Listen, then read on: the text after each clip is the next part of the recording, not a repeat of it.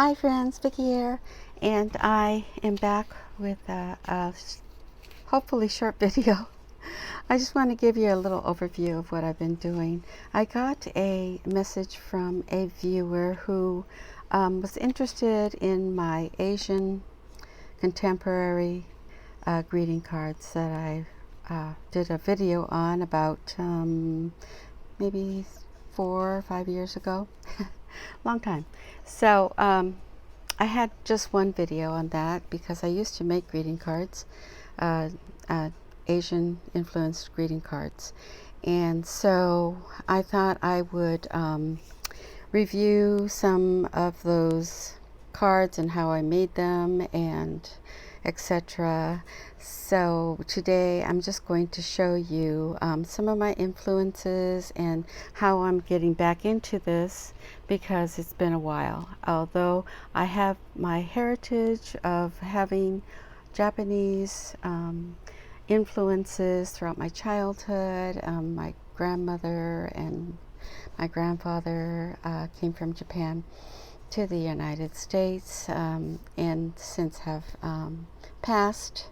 And then when I grew up, of course, there was the Hawaiian influence that came in from my dad. He's from Hawaii.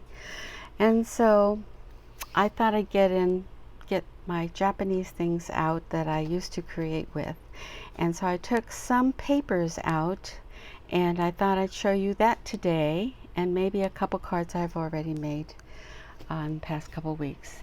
So let me tell you about these little dolls here. My favorite little dolls are Kokeshi dolls. And I have a collection of them in the garage. They're all packed up. And also I bought these recently within the last couple months from the Buddhist church, and they were having their ceremonies and having the elephant sale, the vintage things that they sell.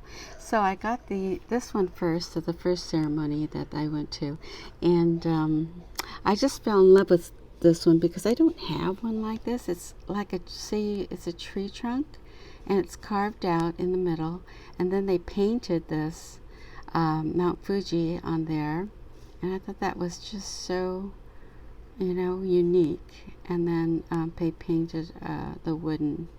There's no name or anything or date on it, but I just buy things as I love them. So I bought that one for, I don't know, a few dollars or something. And then these two little guys I got at the vintage white elephant sale and at the Buddhist church, and it's my mother-in-law's church. She's passed also. And so I bought these. So I'm sure they're from Japan, although they are not marked with a date or signature as well. But you can tell they're hand painted. And so that gives me some inspiration.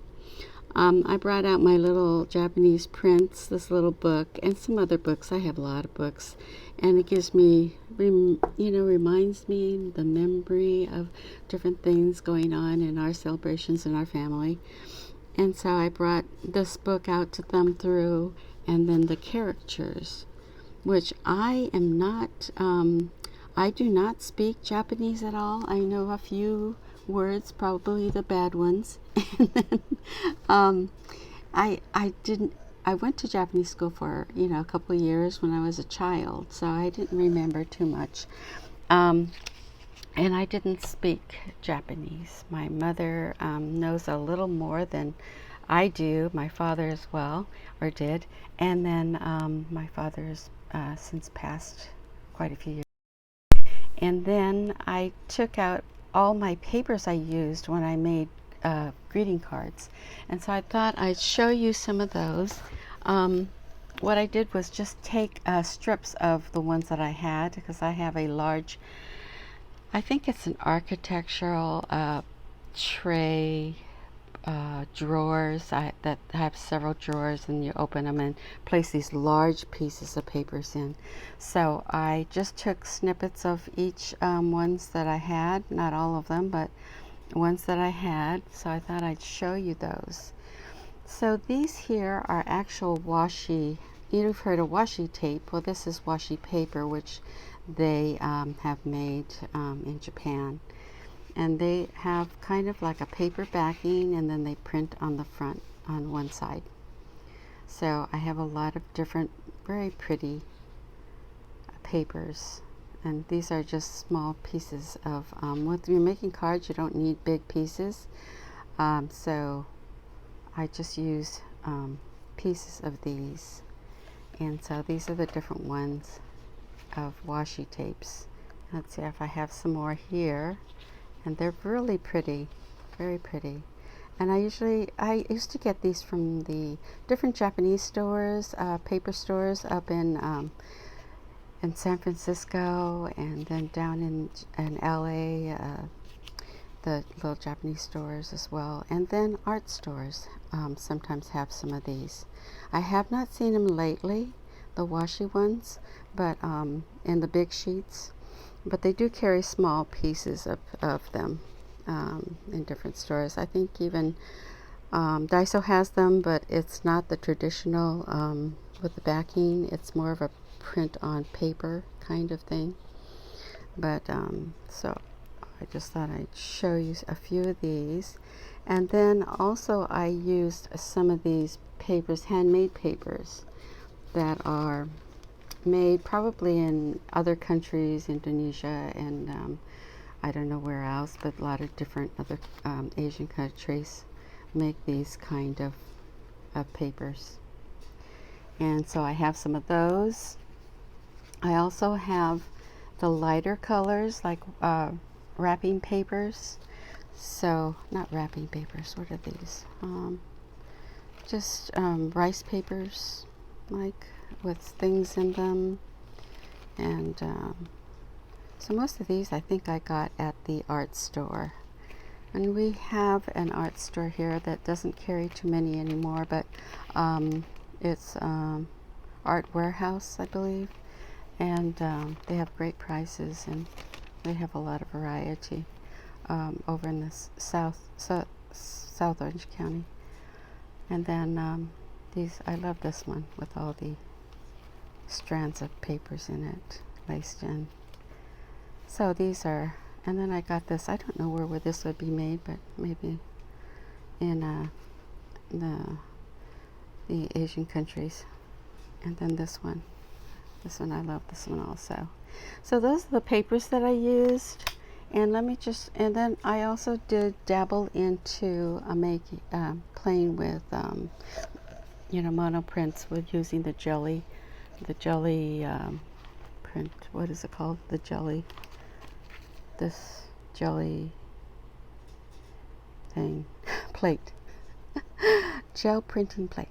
So I do have about 3 different ones that I've been playing with, and so I did have some of those that I used making my cards, and that's just recent, right? So I just started using those. I've had it for a long time, but I really haven't delved into the jelly printing. So let me just show you. Let me just show you the ones I kind of used to make. So I used to cover my cards with the paper, the handmade papers, and then it would look like this. I would cover them like a book, okay, and then I put a piece of this very thin paper inside to write on, and then I would decorate the front. And it's simple. Japanese designs are kind of simple, but this is my rendition. I am third generation Japanese, and so I am not going to be an authentic Japanese artist. So this is my rendition of influence from Japan, having background. And so this is what I use, just papers, and this is also some Japanese papers, which I didn't show you, did I? I have some up here.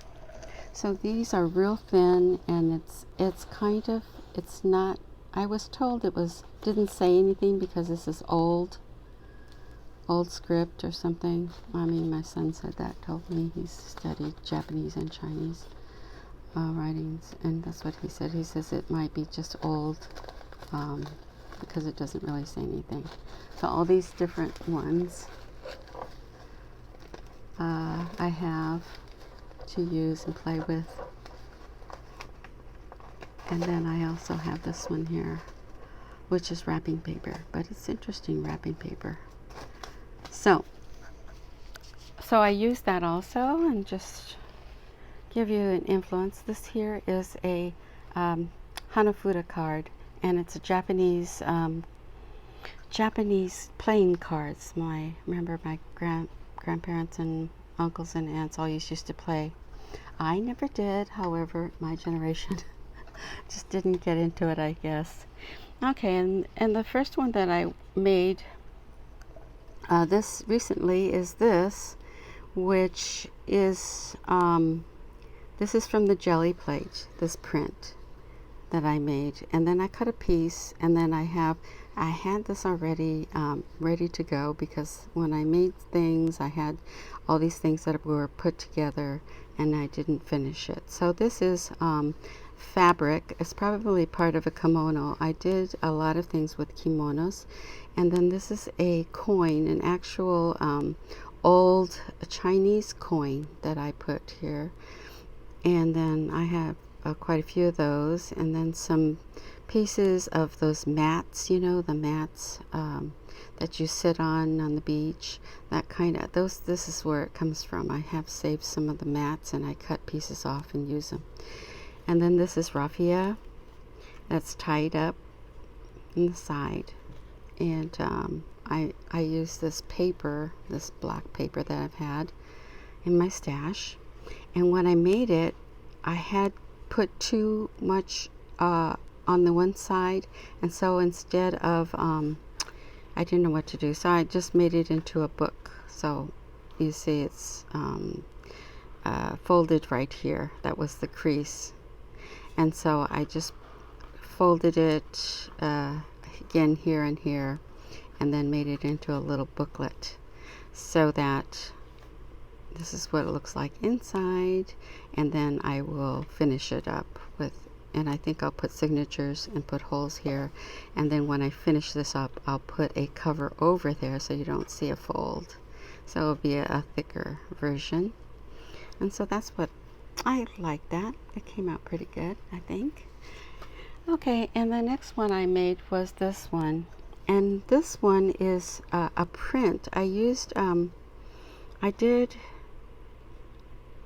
copy a newsprint of Japanese writings on it. It was you know, a newspaper actually.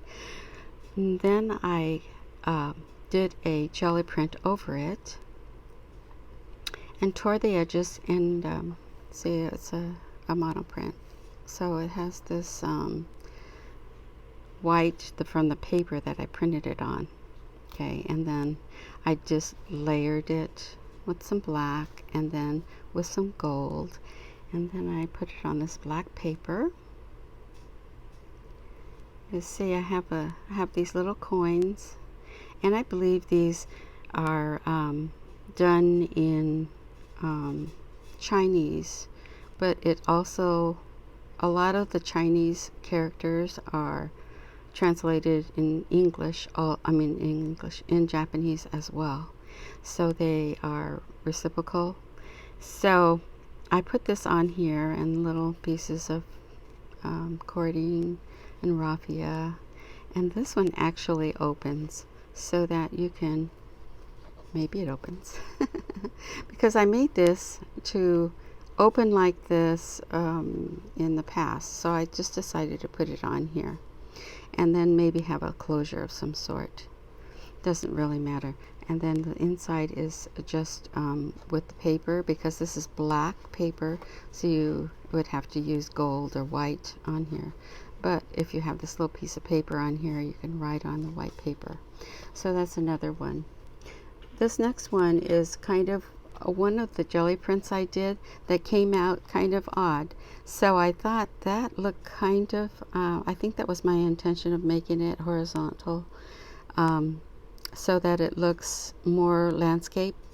And so I just did the, the sky and the ground part.